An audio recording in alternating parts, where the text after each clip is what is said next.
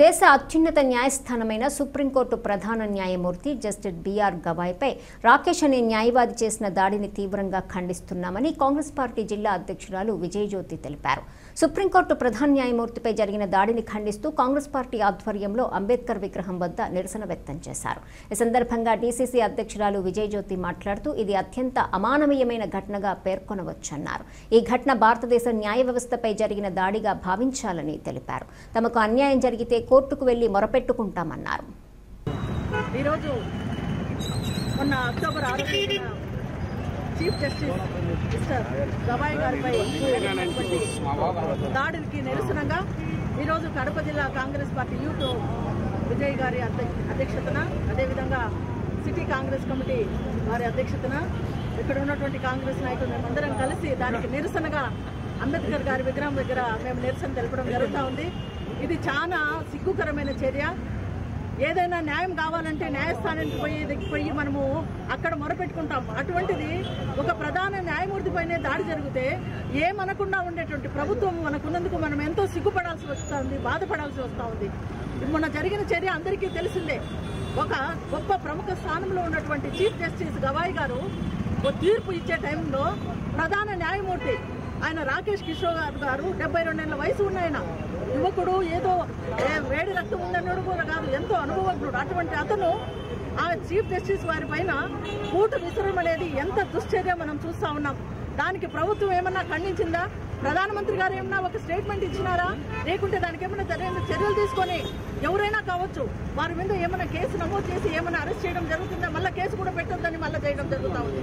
ఇది ఎంత భయంకరమైనది, ఎంత నీచమైనది, ఎంతో పవిత్రమైనటువంటి రాజ్యాంగాన్ని రాసి 75 సంవత్సరాల కింద మన భారతదేశానికి అంబేద్కర్ గారు అప్పచెప్తే ఒక్కొక్క దానికి పోరాడాల్సి వస్తుంది. కాంగ్రెస్ పార్టీ నిలబడి మా ప్రజల కోసం పోరాడాలని ప్రతి ఒక్కదానికి పోరాడాల్సి వస్తుంది. కానీ ఏ పార్టీ కూడా ఎవరు కూడా వచ్చి దాని గురించి ఆలోచన చేయడం లేదు. నిన్నటికి నిన్న ఓట్లు లేకుండా పోతా అంటే ఓటు చోరీ జరుగుతుంటే దాని గురించి కాంగ్రెస్ పార్టీ పోరాడుతుంది. ఈ రోజు చూస్తే భయంకరంగా చీఫ్ జస్టిస్ గారి పైనే వాళ్ళు ఆ రకంగా అమానుషంగా దాడి చేయడము, అది ఎంత భయంకరం. ఏం సమాజానికి ఏం నేర్పిస్తా ఉన్నాం? మన ప్రజాస్వామ్య దేశంలో ఉన్నామా లేకపోతే ఒక రాజరిక పాలనలో ఉన్నామని అర్థం కావడం లేదు. ఒకసారి ఆలోచన చేయాల్సిన పరిస్థితి అందరికీ ఏర్పాటైంది. చాలా భయంకరంగా ఉంది. మొన్న మణిపూర్లో మనుషులు చంపి రక్తాలు పారితే దానికి కూడా ప్రధానమంత్రి ఏమాత్రమూ ఇది చేయలేదు. లోక్సభలో ప్రతిపక్ష లీడర్ క్వశ్చన్ చేసిన దానికి ఒక్కదానికి ఆన్సర్ లేదు. ఈ రోజు ఆయన గవాయ్ గారి పైన చర్య తీసుకున్నారు. అదేమి అంటే దళితుడు అంటే మనిషి కాదా? దళితుడు అంటే ఆయన గౌరవప్రదమైన ఉన్నటువంటి చీఫ్ జస్టిస్ కాదా? దళితుడు, బౌద్ధ మతము, అది మతాలు విద్వేషం తీసుకొస్తా ఉన్నారు. ఒక న్యాయ వ్యవస్థలో ఒక ప్రముఖ చీఫ్ జస్టిస్ గా కూర్చొని న్యాయం చేస్తే దానిపైన బూట్లు తీసుకుంటారా? అంటే వేరే ఉన్నత కులస్తులు అయితే ఏమనరా? అంటే ఉన్నత కులస్తులు ఒక న్యాయం ఇస్తారు, దళితులు ఒక న్యాయం ఇస్తారా? పదవిలో ఉండేది ఎవరు?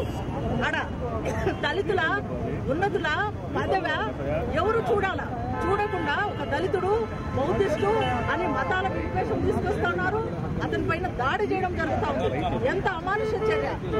ఇంతకు ముందు సనాతన ధర్మం కాపాడలేదు. సనాతన ధర్మం ఏంటి అంటే పూర్వకాలంలో సనాతన ధర్మము దళితులు అందరూ వీళ్ళు కులాల వ్యవస్థను ఏర్పాటు చేసి మూతికి పుంత వెనకలు తాట కట్టి ఊరి బయట వేసింది సనాతన ధర్మం. ఆ ధర్మం మళ్ళీ కావాలన్నా? అదే కావాల్సింది.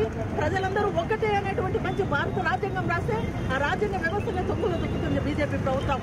ఈ రోజు ఆ గవాయి పైన బూటు విసిరినప్పుడు కరెక్ట్, అది ఎవరైనా కావచ్చు, న్యాయవాది కావచ్చు, ఎవరైనా కావచ్చు, అది అరెస్ట్ చేసి తగిన శిక్ష చేస్తే తప్పకుండా అది రిపీట్ కాదు. గతంలో కూడా ప్రధానమంత్రుల మీద, ముఖ్యమంత్రుల మీద, ప్రజల కోసం పోరాడే నాయకుల మీద ఎవరంటే వాళ్ళు చెప్పులు విసున్నారు.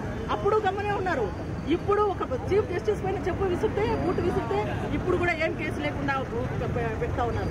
ఇది కరెక్ట్ అయింది కాదు, ఇది ఒప్పుకోదు. ఎంతసేపు చూసినా ఈ బీజేపీ ప్రభుత్వము మతాలను రెచ్చగొడతా ఉంది. ఏమన్నా అంటే దళితులు లేకుండానే ఈ భారతదేశం ఉందా? ఎంత పర్సెంటేజ్ ఉంది? దళితులు, మైనార్టీసు, బీసీలు అందరూ అగ్ర కులాలే ఉన్నాయా? కుల వ్యవస్థ తీసుకొచ్చింది మళ్ళా మీరు వెనక్కి రిపీట్ చేస్తా ఉన్నారా? ఇది కరెక్ట్ అయింది కాదు, ఇది ఒప్పుకోదగింది కాదు. ఎంతసేపు మైనార్టీస్ అనడము, ఏమనంటే పాకిస్తాన్కి దాన్ని అటాచ్ చేయడము, ఇదంతా కరెక్ట్ కాదు. మీ అధికార దాహం కోసం మనుషులు రాక్షసులాగా నాయకులుగా కాదా బీజేపీ ప్రభుత్వం రెచ్చగొడతా ఉంది. కాబట్టి దీని వెంటనే మేము వ్యతిరేకిస్తా ఉంది కాంగ్రెస్ పార్టీ. మా నాయకుడు రాహుల్ గాంధీ గారు దీనిపై ఎన్ని విధాలుగా పోరాడుతా ఉన్నారు. అటువంటి నాయకత్వం మనకు కావాలా ఇక్కడ. కాబట్టి ప్రతి ఒక్కరు ఆలోచన చేయాలని